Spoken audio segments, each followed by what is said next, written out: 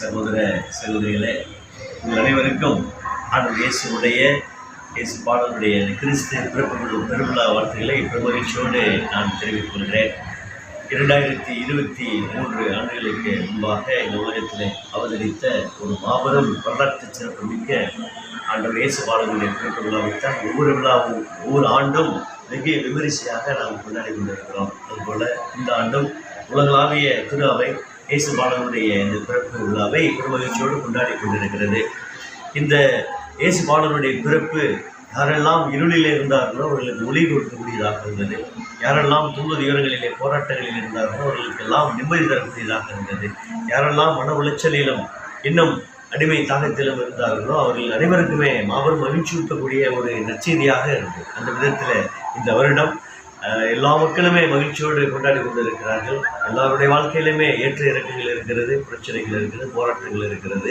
இவை எல்லாவற்றையும் தாண்டிய ஒரு மகிழ்ச்சி நிறைந்த ஒரு வாழ்வை ஆண்டவர் இயேசு பாடல் தருகிறார் என்பதுதான் கிறிஸ்தவ நம்பிக்கையாக இருக்கிறது. எனவே என்னை பொறுத்தவரையில் புறக்கணிக்கப்பட்ட மக்களுக்கு ஆண்டவர் ஒரு புறக்கணிக்கப்பட்ட நிலையில் ஒரு ஆறுதலை தருகிறார் என்று பார்க்கிறோம். ஏனென்றால் ஆண்டவர் இயேசுடைய பிறப்பு ஒரு புறக்கணிக்கப்பட்ட ஒரு சூழலை தான் சந்தித்தது.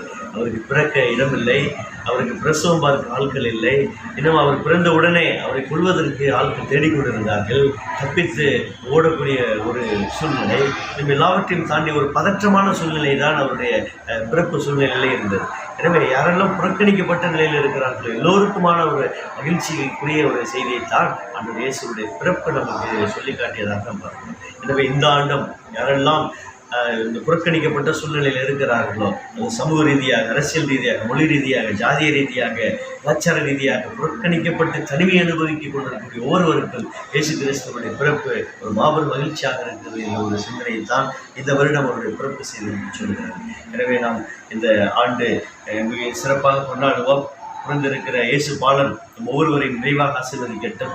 புலர் இருக்கிற 2024 ஆண்டு நம் அனைவருக்கும் ஒரு ஆசீர்வாதத்தின் ஆண்டாக, மகிழ்ச்சியின் ஆண்டாக, நிம்மதியின் ஆண்டாக, நிறைவாழ்வின் ஆண்டாகவே உங்கள் அனைவரையும் வாழ்த்துகிறேன், ஆசிக்கிறேன். God bless you.